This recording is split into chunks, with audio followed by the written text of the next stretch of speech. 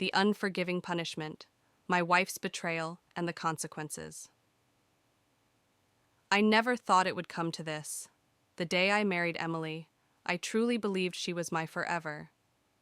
We had been through so much together, late night talks about our future, dreaming of the life we would build, and supporting each other during life's challenges.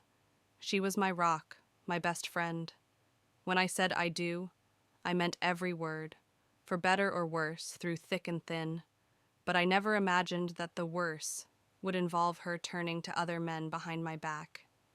It all started with subtle changes, the kind that you don't notice at first, but in hindsight, they all seem like giant red flags. Emily had always been affectionate and present, but over time, her warmth faded. At first, I thought maybe she was just stressed. Work had been overwhelming for her, and she often came home exhausted. But as the weeks dragged on, her distance became more pronounced. She stopped kissing me goodnight. Her smiles seemed forced, and our conversations were more like two strangers sharing space than a couple in love. Then there were the phone calls. Late at night, she would step out of the room, phone clutched tightly in her hand, and when I asked who it was, she would wave me off with a casual, "Just a friend from work." I didn't press her at first, believing her words. After all, trust is the foundation of any marriage, and I didn't want to be the kind of husband who accused his wife of infidelity without cause. But one evening, as we sat in the living room watching TV, I caught her texting someone.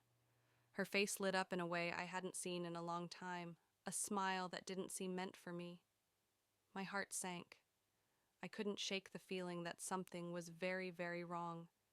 I tried to convince myself I was imagining things, that I was reading too much into a harmless smile, but the feeling lingered, gnawing at me, and I knew I had to confront it. "Who were you texting?" I asked as nonchalantly as I could. Emily's eyes flicked up from her phone for a brief second before she shrugged. "Just Carla. We're making plans for brunch tomorrow." "Brunch, huh?" I forced a smile, but my mind was racing. Carla was one of her closest friends, sure, but why would she be texting her this late at night?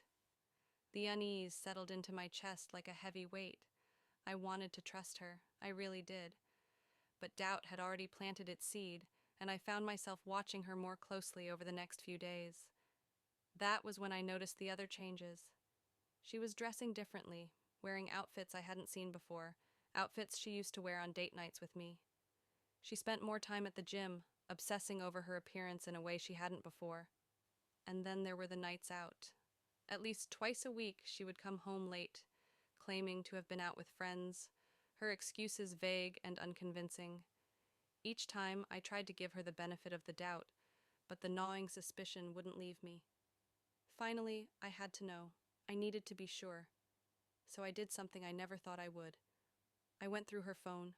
I waited until she was asleep, her breathing steady beside me. My heart pounded as I unlocked her phone, feeling a mixture of guilt and desperation. I scrolled through her messages, bracing myself for what I might find. And there it was, a message thread with a man named Derek. My stomach twisted as I opened the conversation. It was worse than I could have ever imagined. Flirty texts, intimate photos, and promises of secret rendezvous. The words blurred together as I read through their exchanges, each message like a punch to the gut. She had been meeting him, spending nights with him, all while lying to my face. I felt sick. The betrayal was too much to process in that moment. I couldn't believe that the woman I had loved for so long, the woman I had shared my life with, had done this to me. I thought of all the times I had trusted her, supported her, loved her unconditionally, only to be repaid with lies and deceit. For a moment, I considered waking her up and confronting her right then and there, but something held me back. I wasn't ready. Not yet. I needed to think. I needed a plan. Over the next few days, I pretended like nothing had changed, even though everything had. I watched her closely, paying attention to every lie that spilled from her lips. She continued to act like everything was normal, like we were still the happy couple we used to be. But I knew better. I knew the truth now, and there was no going back. I spent every spare moment gathering evidence.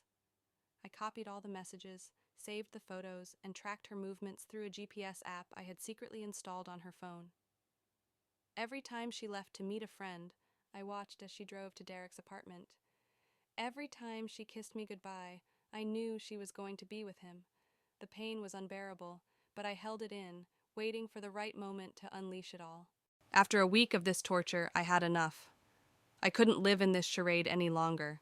I needed to confront her, to make her pay for what she had done.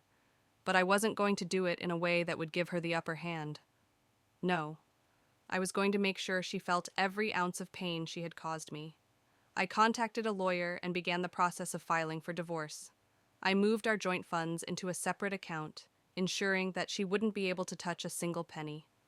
I was meticulous, careful to cover my tracks, so she wouldn't suspect anything until it was too late. The day I confronted her was a sunny Saturday afternoon. We had just finished lunch, and she was sitting on the couch, scrolling through her phone like she always did. I took a deep breath, my heart racing as I approached her. "Emily," I said, my voice steady despite the anger boiling inside me. "We need to talk."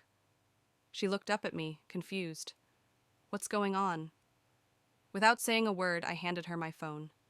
Her face drained of color as she saw the messages and photos displayed on the screen.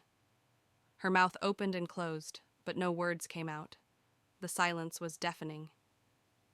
"I know everything," I said, my voice cold. "All the lies, all the cheating. I know about Derek." Tears welled up in her eyes as she shook her head. "I can't explain." "Don't," I snapped, cutting her off. "Don't you dare try to lie to me again. I've seen the messages, I've seen the photos. There's nothing you can say that will make this better." She burst into tears, her sobs echoing through the room. "I'm sorry," she choked out. "I didn't mean for it to happen. It was a mistake." "A mistake?" I laughed bitterly. "A mistake is something you do once. This wasn't a mistake, Emily. This was a choice. You chose to betray me, to throw away everything we had. For what? Some cheap thrill?" She reached for me, but I stepped back, the disgust overwhelming me. "I loved you," I said, my voice breaking. "I trusted you, and you threw it all away."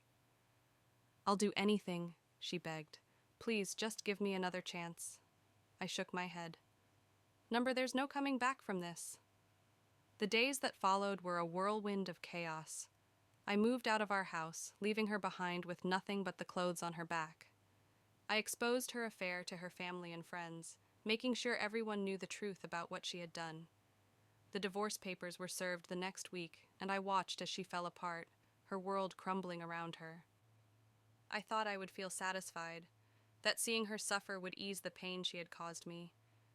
But the truth is, nothing could erase the betrayal. Even after everything, the wound she left on my heart remained, a scar that would never fully heal. But I wasn't the same man I was before.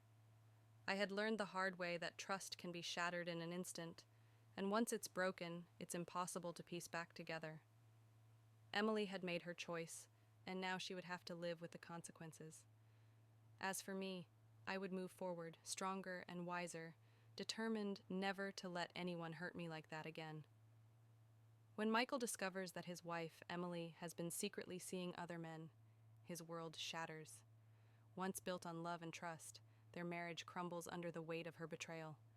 Determined not to let her infidelity go unpunished, Michael devises a calculated plan to make Emily pay for her actions. As he exposes her secrets and takes back control of his life, both of them are forced to face the devastating consequences of her choices. This is a tale of betrayal, revenge, and the cold reckoning that follows when trust is broken beyond repair.